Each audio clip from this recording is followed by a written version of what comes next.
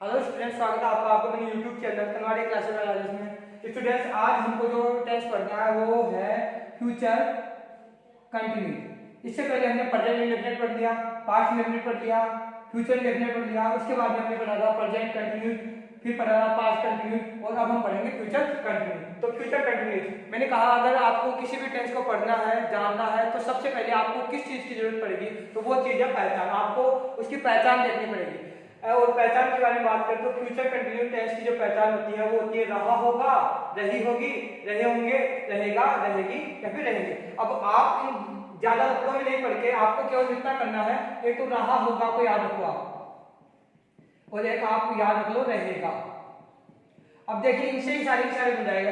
अगर लड़का होगा तो रहा होगा है, लड़की है तो रही होगी हो जाएगा, और बहुत ज्यादा है तो रहे होंगे हो जाएगा। तो इससे तीनों बन जाएंगे। फिर बाद में यहाँ पे अगर लड़का है तो रहेगा चलेगा, अगर लड़की है तो रहेगी, और एक से ज्यादा यानी प्लूरल है तो रहेंगे हो जाएगा। तो आपको क्या याद रखना, रहा होगा और रहेगा, ये दोनों ही आपको याद रखने हैं। और इससे पहले मैं आपको पहले वाले टेंसेस के थोड़ा रिवाइज करा देता हूँ दोस्तों। देखिए, पहले हमने पढ़ा था उसमें पहचान ता है थी, तो ता है जहाँ पे होता है तो हमारे मस्तिष्क में माइंड में आना चाहिए डूडल, जिसे हमने फूफा जी का नाम लिया था, तो डूडल आना चाहिए। जब फूफा जी नहीं आते हैं तो कौन आते हैं, इसे हमने बुआ जी का नाम दिया था, तो बुआ जी आते हैं, यानी वर्ड की फर्स्ट फॉर्म के साथ ऐसे है, वर्ड की फर्स्ट फॉर्म को हमने बुआ जी का नाम दिया था इसमें। फिर हमने देखा था अगर ता था आ ये आए तो हमारे मस्तिष्क में आना चाहिए डिड, तो डिड लगाना होता है। इसे हमने मामा जी का नाम लिया था, और जब मामा जी नहीं आते तो कौन आते हैं, वर्ब की सेकंड फॉर्म को हमने मामी का नाम लिया था, वर्ब की सेकंड फॉर्म आती है। फिर हमने गागे जी के बारे में बात कर दी। अगर सेंटेंस में जब भी गागे जी आपको नजर आए तो आपके माइंड में आना चाहिए विल और शेल। अब विल और शेल आएगा। और फिर हमने पढ़ा था प्रेजेंट कंटिन्यूस। प्रेजेंट कंटिन्यूस में हमने क्या किया था, अगर सेंटेंस में आपको रहा है नजर आए तो आपको सीधे आपके मस्तिष्क में क्या आना चाहिए, आपके मस्तिष्क में इजी आर और एम आना चाहिए। रहा था हमने पढ़ा था, उसमें हमने क्या किया था, अगर आपको रहा था माइंड में रहा था नजर आए तो आपके मस्तिष्क में क्या आना चाहिए, आपके मस्तिष्क में आना चाहिए वाज और वर।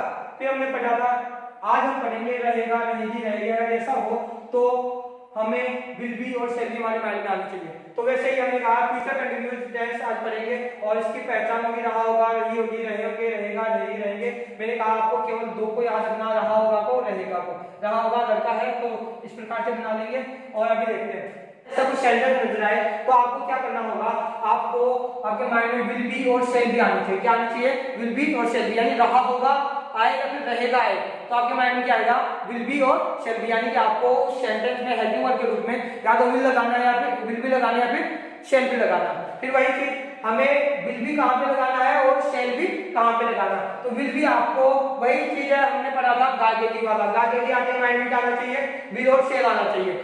और उसमें हमने क्या किया था, सेल किसके साथ आता था, सेल आता था आई के साथ और बी के साथ, इन दोनों के साथ सेल आता था, बाकी सबके साथ विल आता था। ठीक वैसा ही इस वाले टेंस यानी कि फ्यूचर कंटिन्यूअस टेंस में होगा, जिसमें हेल्पिंग और विल बी और सेल भी है। जिसमें सेल है वह वाला आई और बी के साथ आएगा। किसके साथ आएगा, आई और बी के साथ, यानी कि सेल भी किसके साथ आएगा, सेल भी आएगा आई और बी के साथ।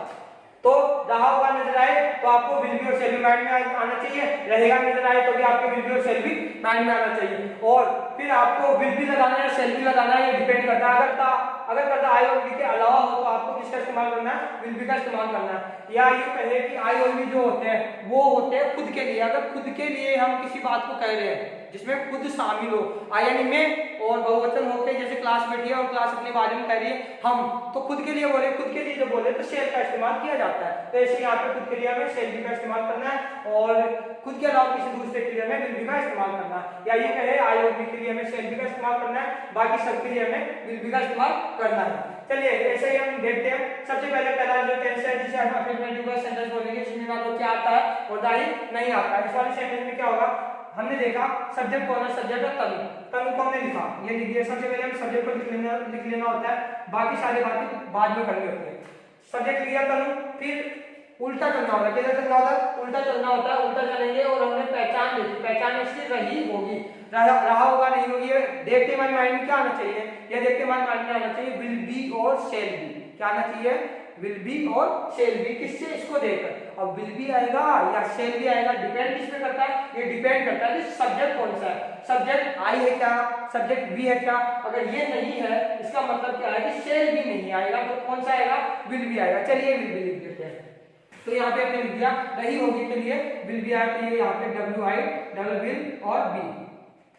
शेल बी के लिए शेल बी आता है I और V के साथ, तो तनु विल बी। यहाँ तक अपना हो गया, हम यहाँ पर आगे उल्टे से चल रहे थे। अब याद करना, याद करने को बोलते हैं मिस। क्या बोलते हैं? मिस। तो हमने यहाँ पे लिखा याद करने के लिए मिस कर दिया MISS, लेकिन आपको याद होगा मिस ही नहीं याद करना है, याद कर रहा, याद कर रहा।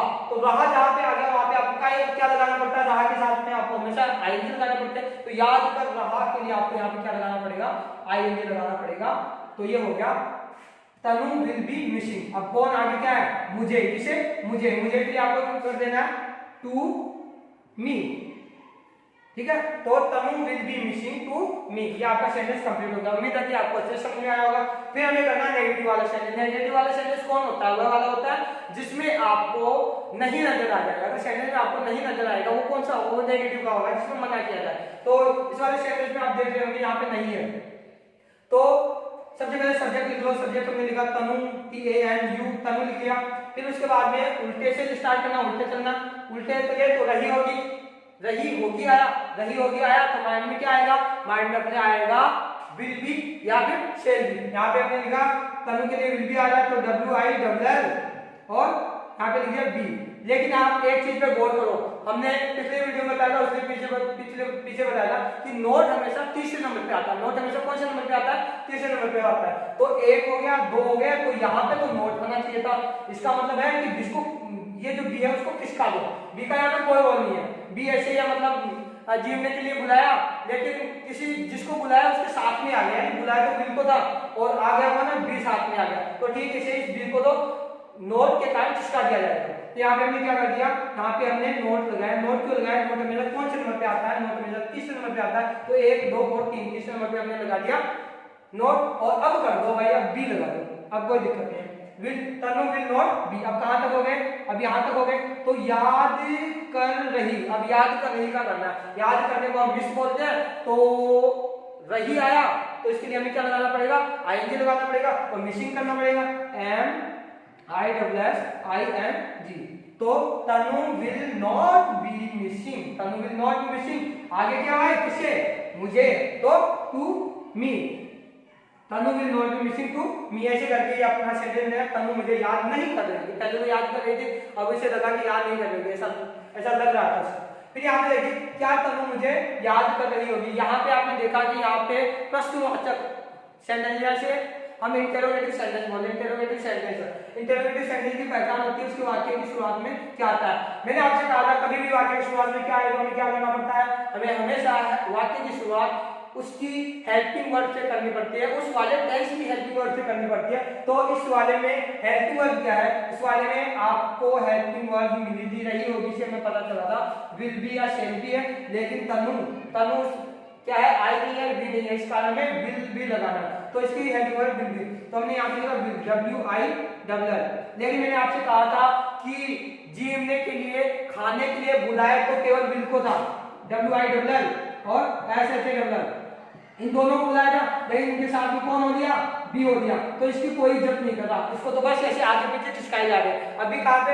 आगे किसको किया? विल को किया। अब इसके बाद में क्या करना है? तनु को ले लो, तनु ले लिया TANU। अब जो इसके साथ में बी था उसको यहाँ पे रख दो, will Tanu be, will Tanu be. अब क्या करना है? इधर देखना है, रही होगी के लिए जो आना था वो आया कि नहीं? वो आ गया, जरा विल बी आ गया, हो गया काम। इधर देखिए यहाँ पे आए हम याद करना, तो याद कर रही, याद रही मतलब मिस और आईएनजी लगेगा, रहा नहीं रहेगी का। तो यहाँ पे हमने लगा देना MISSING। तो तनु विल बी मिसिंग किससे? मुझे। तो मुझे के लिए आपको क्या करना? To me. ये आपका हो गया, क्वेश्चन मार्क लगा देना है इसमें। अभी आपने देखो क्या तनु मुझे याद कर रही होगी, तो इसमें आपने बनाया will Tanu be missing to me. Okay, आगे हम देखते हैं। ये है इंटरोगेटिव प्लस नेगेटिव। ऐसे वाले सेंटेंस वो वाले सेंटेंस होते हैं जिनके अंदर क्या दिया जाता है और नहीं दिया जाता। क्या कहा जाए? अगर क्या दिया जाए और नहीं दिया जाए तो हमें किसका इस्तेमाल करना है? तो हमें उसे हम इंटरोगेटिव प्लस नेगेटिव बोलते हैं। कौन से वाले सेंटेंस को? जिस सेंटेंस में क्या और नहीं आ जाता है, दोनों आ जाते हैं। ये देखो, ये रहा आपका क्या और ये रहा नहीं, तो ऐसे वाले सेंटेंस को बोलते हैं इंटरो, यानी प्रश्नवाचक भी है और नेगेटिव इंटरप्रेस नेगेटिव यानी नकारात्मक, ये प्रश्नवाचक नकारात्मक बोलते हैं। अब हमने कहा था कि किसी भी सेंटेंस में आपको क्या नजर आए, क्या नजर आए, क्या नजर आए, तो आपको वाक्य की शुरुआत किससे करनी है, आपको वाक्य की शुरुआत हेल्पिंग वर्ब से करनी होगी। चलिए हेल्पिंग वर्ब से शुरुआत करता है। वही चीज हमने तनु यहाँ पे रही होगी कि इससे हमें पता चला कि इसकी हेल्पिंग वर्ब क्या होगी, इसकी हेल्पिंग वर्ब होगी विल बी शेल बी, तो तनु के साथ आएगा विल बी, तो यहाँ पे हमने लिखा विल WI वही चीज, बी को हम इसके साथ नहीं लेंगे, क्यों नहीं लेंगे आपको मैंने बता दिया, तो तनु को पहले ले लेते विल तनु। अब क्या करना है, एक और देखिए, इतना ही नहीं, अब और किसकी का ये जो बी है ना, इसकी कोई इज्जत नहीं है, बिना बुलाए मेहमान है ना, इसका कोई इज्जत नहीं है। एक हो गया, दो हो गया, याद करो अपना नियम, नोट हमेशा कौन से नंबर पे आता है, तीसरे नंबर पे आता है साहब, तीसरे नंबर पे आता है। तो हमें क्या करना है, यहाँ पे 1 2 3 तीसरे नंबर पे नोट लगा दिया, और जिस भाई साहब को हम खिसका देते हैं उधर उधर जो हेल्पिंग वर्ब के रूप में आएगा उसको अभी यहाँ पे लिख दो, यहाँ पे उसको लिख दिया बी को, बेचारे वो कहां से कहां पे पहुंचा दिया है ना, तो विल तनु नॉट बी। अब यहाँ पे रही होगी के लिए जो आना था वो आ गया, याद नहीं हमने लगा दिया, याद कर रही, याद कर, याद करने को मिस बोलते हैं, याद कर रही मतलब मिसिंग, तो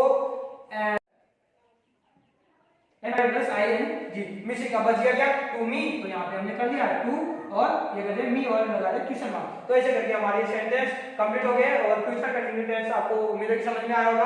पहले आपका था तनु मुझे याद कर रही होगी, इसका मतलब है Tanu will be missing to me. फिर अपना था तनु मुझे याद नहीं कर रही, इसे नेगेटिव करते हैं, तो Tanu will not be missing to me. फिर अपना था क्या, तनु मुझे याद कर रही होगी, इसे हम इंटरोगेटिव बोलते हैं, will Tanu be missing to me. फिर अपना था क्या, तनु मुझे याद नहीं कर रही होगी, इसका हमने बनाया will Tanu not be missing to me. अब ऐसे करते करते आपने देखा होगा, अब एक एग्जांपल मैं आपको और बता देता हूं जिससे आपको और अच्छे से समझ में आ जाए। एग्जांपल हम लेंगे आपकी बात,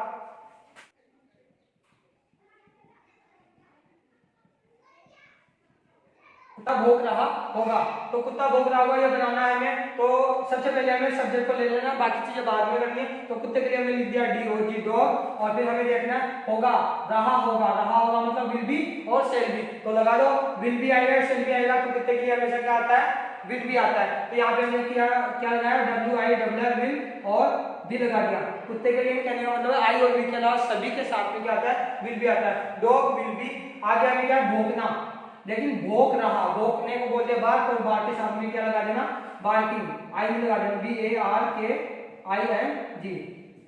तो डॉग विल बी बार्किंग। अब इसी को हमें बनाना, कुत्ता नहीं भौंक रहा होगा,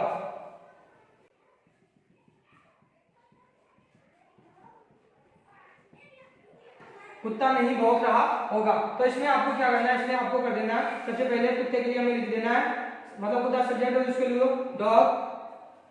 अब यहाँ पे रहा होगा के लिए हमें जो लिखना है वो लिखो, तो डॉग मतलब आई और बी नहीं आए तो क्या आएगा, शेल बी तो नहीं आएगा, तो विल भी आएगा, तो यहाँ पे हमने किया विल WI। और यहाँ पे आपको पता होगा कि नोट हमें कौन से नंबर पे आता है, तीसरे नंबर पे आता है, तो 1 2 और तीसरे नंबर पे हमें लगा देना नोट। और ये बी है, इसकी कोई इज्जत नहीं करा, बेचारी इधर उधर फेंक रहा, तो यहाँ से उठाकर इसको कहाँ पे रख दिया गया, यहाँ से उठा के यहाँ पे रख दिया गया, डॉग विल नॉट बी। अब आगे क्या है, रहा होगा का काम हो गया, तो आगे है भौंकना, तो भौंक रहा, भौंकने को बात बोलते हैं, रहा आने के कारण में क्या लगाना पड़ता है, ING, इसलिए हमने लगाया BARK और इसमें हमने लगा दिया ING, dog will not B barking, dog will not B barking. अब नेक्स्ट हमें करना है क्या, कुत्ता नहीं भौंकना होगा,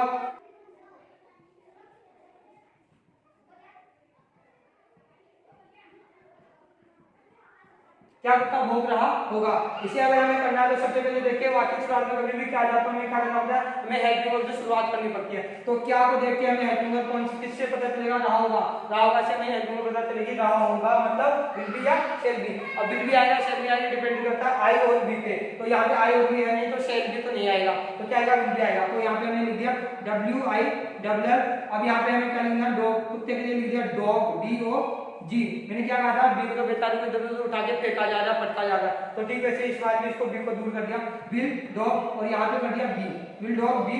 अब हमें क्या कर देना, आगे बढ़ना, भौंकना, भौंकना नहीं भौंक रहा, तो भौंकने को बात बोलते BARK, और रहा नहीं रहे के लिए हमें क्या कर देना है, जब भी रहा नहीं रहे आता तो हमें क्या करना पड़ता है, हमें ING लगाना पड़ता है, हमें हमेशा ING लगाना पड़ता है, ये बार्किंग लगा दिया हमने, रिपीट सुना हो गया। फिर हमें देखना है